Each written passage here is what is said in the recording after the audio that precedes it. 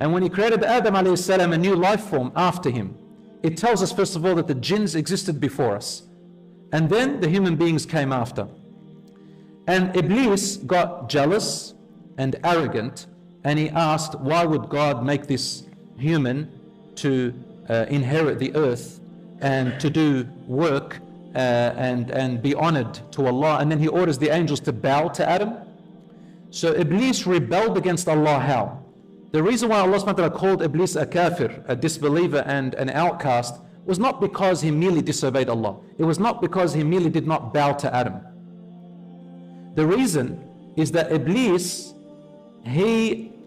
by his argument with Allah, and Allah knows his heart, he actually denied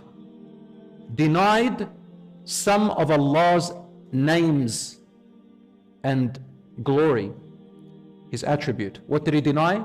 He denied that Allah subhanahu wa ta'ala is just and fair, and that Iblis himself is more fair. Listen to what Allah says in the Quran. Iblis said, when Allah told him, why didn't you bow down to Adam? He said, أَنَا خَيْرٌ مِّنْهُ, I am better than him. خَلَقْتَنِي مِن نَارٍ وَخَلَقْتَهُ مِن طِينٍ. You created me out of fire and you created him out of earth. What is Iblis saying here? He's saying, you, O Allah, whom you honored me, and I've been in the rank of the angels, so Iblis knows Allah better than all of us. He's saying to him, O God, I know better than you, and I am fairer than you, and you are unjust for making him better than me. Allah is unjust, and Iblis knows better. This is how he made kufr. That Allah's qada and qadar, his predestination and his will, was going to come to pass, and Iblis disobeyed and disbelieved in Allah's will even. He did not accept God's decree, he did not accept God's decision and his will, which effectively means that, oh God, oh Allah, I know better than you, you don't make fair choices, decisions, you don't make good will, your qadar is flawed. That's why Iblis became a disbeliever. Now you might say, would it happen to us? It can happen. But Iblis knows Allah better. He's among the ranks of the angels, lived for thousands of years. His punishment is greater. He should know better. That's why even Iblis swears by Allah. He says, وَعِزَّتِكَ وَجَلَالِكَ. After the long argument, he said, وَعِزَّتِكَ وَجَلَالِكَ لَأُغْوِيَنَّهُمْ أَجْمَعِينَ. That's where it all began. He said, Oh Allah, by your might and by your glory, I am going to lead all of them astray, meaning all of the children of Adam. Revenge. إِلَّا عِبَادَكَ مِنْهُمُ الْمُخْلَصِينَ. Except your servants among them who are sincere and devout in their heart. They are not hypocrites. They are not liars. They're not dishonest in their promise to you. When they say their word, they stick to it. They repent to you. They are sincere in their hearts. They are truthful to their word. They fulfill what they promised you. When they said the Shahada, they fulfilled it. They prayed their 5 daily prayers. They fasted their Ramadan. They obeyed you and did not deny verses of the Quran. They did not argue with it. They're sincere. You understand, brothers and sisters? And Allah says, go ahead and you use all your tricks. Allah gave him ideas. He says, use all your tricks, Iblis. وَأَجْلِبْ عَلَيْهِمْ بِخَيْلِكَ وَرَجِلِكَ وَشَارِكْهُمْ فِي الْأَمْوَالِ وَالْأَوْلَادِ وَعِدْهُمْ وَمَا يَعِدُهُمُ الشَّيْطَانُ إِلَّا غُرُورًا. Allah said to him, go ahead and do all your tricks that you're thinking of. See, Allah knows exactly what Iblis is thinking. What is he thinking? He told him, go and try your best with my servants. And join with them in your tricks by deluding or associating yourself with their families, in their wealth, with their children, and give them false promises, if you like. You can give all your promises. And Allah then says to us, the shaitan never promises you in truth. He's always a deceiver. Now you might think, oh my God, he's unleashed against us. But Allah tells you, no, I gave you the Quran, I gave you the messengers, I gave you the prophets. I'm warning you, I'm telling you, he is your enemy. Now when you have a vice like that, an enemy like that, then it is easier to tell what is right from wrong, what is good from bad, what is righteous from unrighteous. A lot of people, they say to me, well, just do good. All right, well, how do you know what is good? The only way you know that is good Number one, it's instinctive, there's human nature. And secondly, we don't know all the good. You need to compare it to something else. There has to be a standard. Just like in science, when you want to experiment, you want to find the reaction of something. You need something called a control. You put something in a little tube. So it's my science coming in now. You put something in a tube, let's say water, and you want to make a reaction, and then you're going to compare it to water and see what changes happen. If you don't have a control, you're not going to be able to know what changes happen. So Allah created Iblis, and Iblis and the shaitan represent evil and wrong. And He told us, this is wrong, this is right. And He created people who do evil, and we know the evil from the right. People who do wrong, people who upset you, people who oppress you, people who wrong you.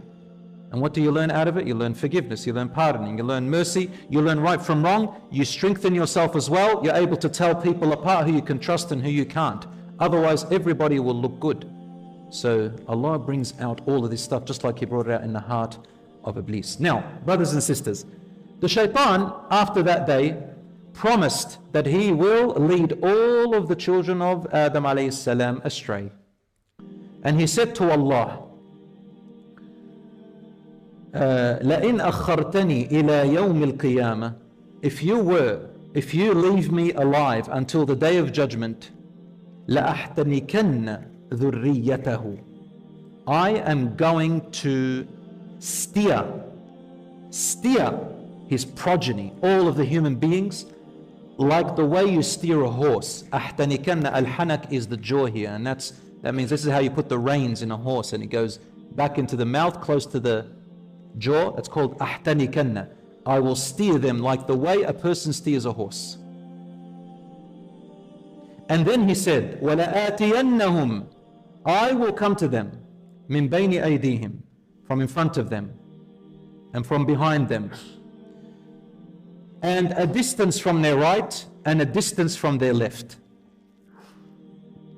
So Allah says, مِنْ بَيْنِ أَيْدِيهِمْ right in front of them, وَمِنْ خَلْفِهِمْ and from the back, وَعَنْ أَيْمَانِهِمْ and from a distance, because an means a distance from the right, وَعَنْ شَمَائِلِهِمْ and from a distance at the left. Why did He say these?